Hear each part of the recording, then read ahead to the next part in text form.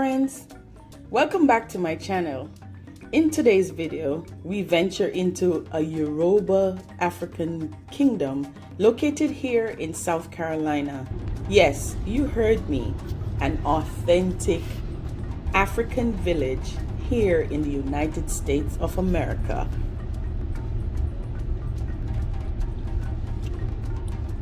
We want to check out this African village here in South Carolina. So I was running a Google search on things to do while I'm down south and came across this site. So I immediately scheduled a tour. See what's happening. This African kingdom is based on the culture of the Yoruba tribe from Nigeria.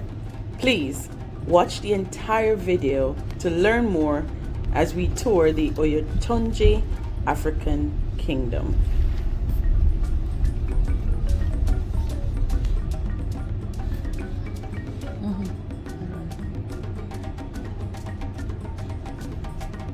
July 28 to 31, they're having a festival. So this road is called Safari Road. Interesting. Let's see. Oh, yes, baby. F is for forest.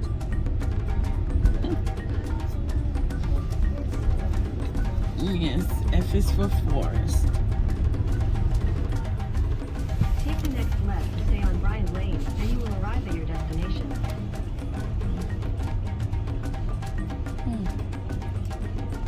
Well, we are here.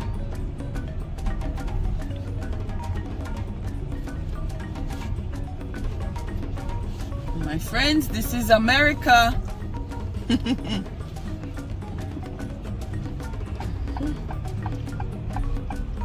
It says you are leaving the US, you are entering the Yoruba Kingdom.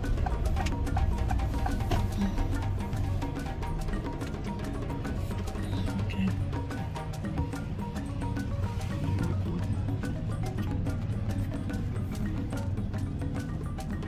Wonderful. Now, I must stress, when we go back through the gates, we're going to be walking onto sacred land. You must know that we are surrounded by the 13 major plantations here in South Carolina. What that means to us here in the area as indigenous people is the spirit never dies. So all the suppression, the hardship, the struggle that our ancestors went through is right here with us. You know the long road you rode down to get to the main gate? Harriet Tubman freed hundreds of slaves up and through that area as well as our surrounding areas. Now this is the founder of the cultural restitution movement that went alongside the civil rights movement.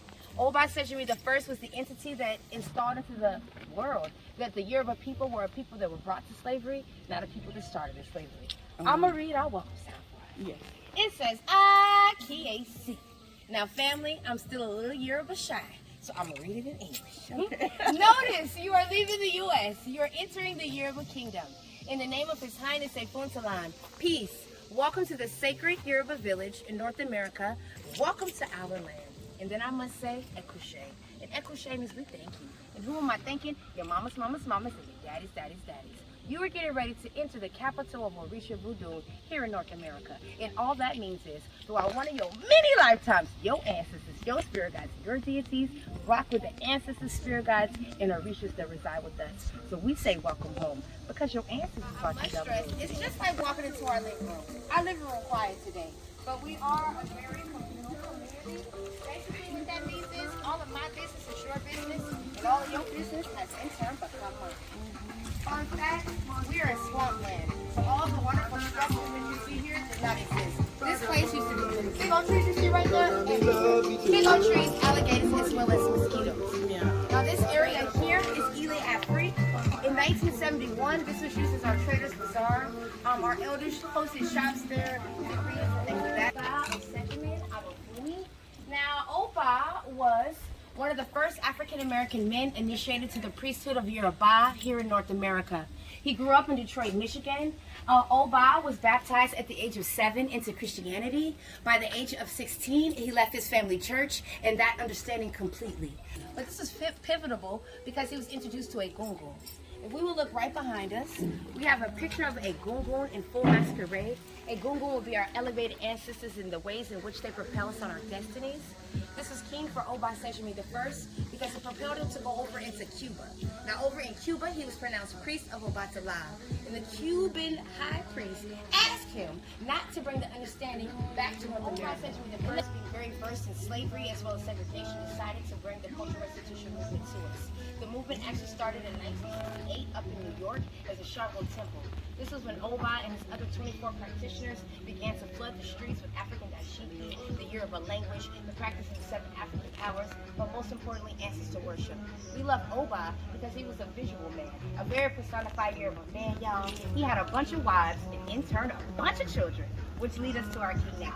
Right this way. Formerly known as His Royal Majesty Oba Ade Juegbe Adofumi II. Now we love Kabiyesi because he is one that decided to walk in destiny. On the departure of his father in 2005, Kabiyesi decided to take the throne. Upon doing that, Oyetunji African Village has been in this location for 52 years. Kabiyesi has been in the forefront for 18. What is Oyetunji African Village? It's a school for priests and priestesses, y'all, to come and see generation after generation of us on this side of the water going through the priesthood. You can come and get the sacred know-how, the sacred literature. You can just embed yourself around like these. Kabiyesi is also a man of agriculture. He teaches us that if we could grow it, then we can sustain life. And most importantly, he is an entrepreneur spirit, y'all. Kabiyesi teaches us not to just have your own business where you buy a product to resell, but one where you actually create. May it be a lip balm, a dashiki, a field full of oranges, something so that it cannot be taken away. We love our royal ancestors, the Adofumis, the Aladuhanos, and of course Kabiyesi, because we have Oyetunji to come and eat. Ashe? We have stumbled upon our first town operation. Here we are at Eshu. Now Eshu's number is 3. Colors are red as well as black. Eshu is known to be the messenger to our prayers. This energy is very predominant in the African cosmos. Each African Orisha that we go and visit, they have their own Eshu. Us all as spiritual beings would have our own Eshu. Eshu is the only Orisha that we do not tabale to, which means put our head to the floor. You all, in my life, Eshu is my best friend, the money maker, keep the boogeyman away, all of that. Eshu gets his accolades first thing in the morning. I dap him up and I turn around, y'all. The first part of Eshu's gesture is you shake your bum 3 times. 1, 2, 3. It could be fast, it could be slow, long as you shake it. And then you spin it out 3 times. 1, 2, 3. And then you walk it out. And with that simple gesture, you just sent Eshu's essence out in front of you to remove everything that's not supposed to be there. So everything that's supposed to manifest will manifest. Now, Eshu is an Orisha that wears a lot of tap hats. This is the Orisha that stands at the crossroads, that intent checker, that energy of say what you mean and mean what you saying. Eshu takes offerings of duplicates of 3, candies, cookies, cakes. Anything that you like is a really good gift to give to Eshu. Ashe? Ashe. All the soil that we used was composted soil. We made all our soil this year. Oh, wow. Right this way, family. Okay. There go my girl right there. My girlie goes. She posted up her shade. Yeah. As we venture this way, we are at the Afi courtyard. This is the Royal Market hosted by our beloved Chief Yababa Onishango Adofumi clan. She is one of our founding members, as well as one of our oldest Shango. I love my yaya.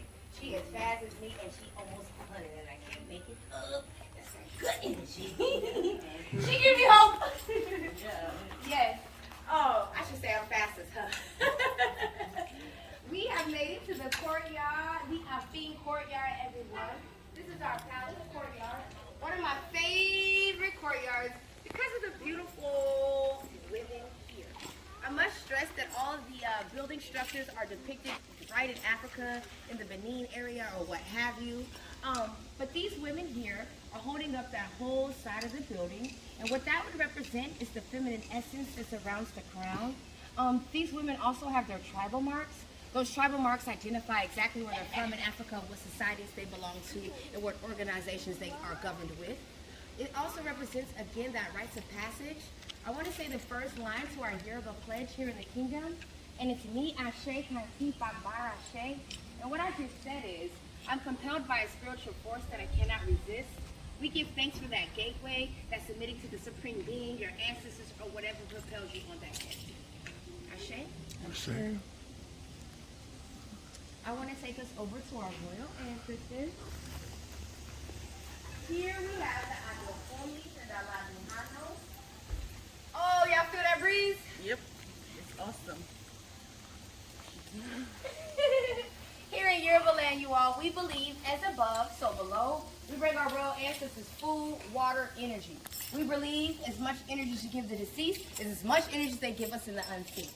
Now the Adufumis and the Laduhanos are dear to us because they installed in our first king who was very fair-skinned. He could have passed for Cuban, Italian, French, whatever he wanted to be. His mother installed in him that he was an African. As long as he followed those roots, his legacy would last forever. And old Cedric was a great listener, y'all. He created our school. Now, Oba was very crafty as well because when he came back from Cuba and went against what he was asked, it created high influx on the movement. Oba immediately came back to the States and then went over into Africa and was crowned by the High King of Africa, baby, Oni Ife. Not just King of Oyatunji in South Carolina, but of North America. Why was this very pivotal? Because what that did was put our school on a global scale. In the courtyard of Obatala. Now, Obatala is god of the white cloth, the one that sits high on the mountaintops to have the eagle's view to make the most balanced decision. Obatala's number is 8, representing infinite possibilities and infinite creation. Here in Yoruba land, Obatala is the fathering energy because of that said sternness. Whenever we think of Obatala, we think of the snail. And Obatala installs in us that consistency builds stability, that our spiritual existence is not a day job, a weekend adventure, or a month extravaganza. It's a life choice. Obatala is that essence of just because you say you're right don't mean you're right. Great offerings to Obatala would be pounded yam, white rice, white cloth. If it's white, it's probably right for Obatala. Also in this courtyard, we have pillars of our community. Over here on the side corner, we have Mama KK. Mama KK was an originator. She started in the movement up in New York and migrated to this rural area. She was amongst one of the first African-American women initiated to the goddess Oshun, and she helps install our women's society that we still carry today, Egbe Moraini. Then we have Chief Awo Lowo. Now this was our self-taught linguist, our politician, as well as our head Obatala priest. This chief fought to make sure that we stand and live on sovereign ground, and he established and reinstalled into the community that the further we preserve the language, the further we will preserve the culture. Then we have Chief Eliatan. Chief Eliatan was our herbalist. This chief reminded us that all African Orishas are nature-based. Get closer to nature, become closer to Orisha. Then we have Chief Awo Dekun, phenomenally known all over the world. Many of our high priests in many societies are cut directly from these clans. But this chief was the enforcer. He helped install our Sholu, which were our men on guard, as well as he taught African martial arts and allowed the community to learn how to use firearms because they were being used against us. Ashe? Ashe.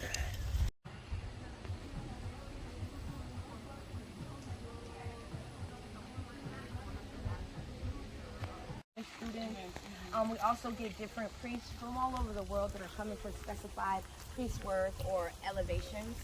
And then, of course, family members of the particular chief or And then, of course, our Kabiesi gets, he visited. He's a right here, what we will call ilays or compounds. These are homes hosted by many of our chiefs. They're used for sanctuaries, classrooms, extended stays, businesses, or just homes.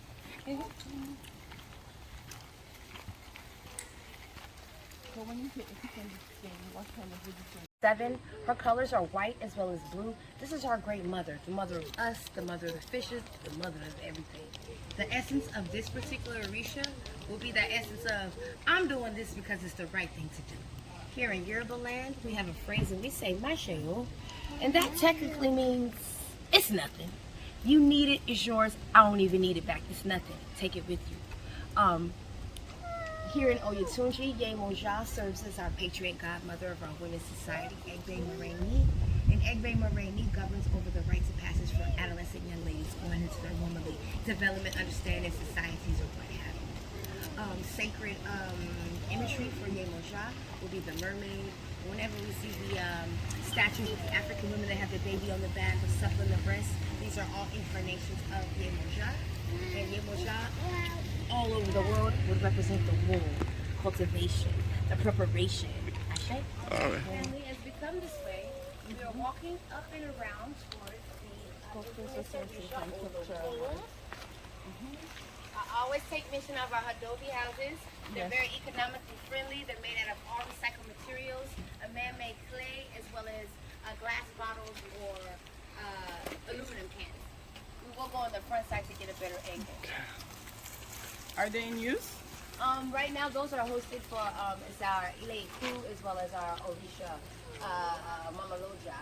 And we do have a mega adobe on this side that we utilize for shops sometimes. We do our festival.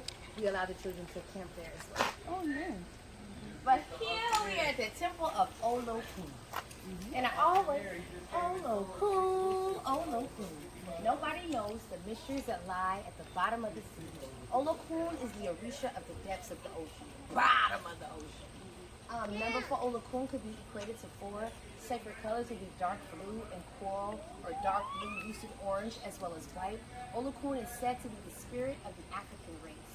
This essence was used as a safe haven for many of our ancestors that didn't make it during the slave trade. May they have been pushed off the boat, lost on the boat, or what have you. Here in Oyotunji, we love Olokun's essence because it said that particular imagery, which is that double-sided mermaid, big crown, large necklace, 2 fins, is set to automatically draw Iray toward you. And I always equate Iray down to our spiritual existence transmuted into our everyday moments. In layman's terms, our feel-good moments. What I mean by feel-good, let's take a second and talk about it.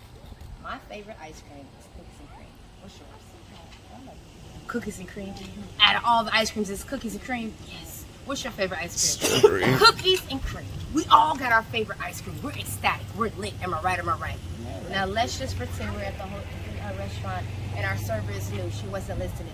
We order cookies and cream. She brings out double chocolate fudge. We still eat the ice cream. Ice cream is ice cream, but feeling good, right? But not as good as it was if it was cookies and cream. And I only said all that to say, we love Olokun's essence as well because it's equated to that famous saying, the eyes hold the key to the soul. No one person feels the same good about anything, period, point blank. But we all feel good though. If we were all going to the barbecue, we would all find something to feel good about. Just like the essence of Olokun. Olokun also represents our generational wealth. Ashe? Ashe. Right this way.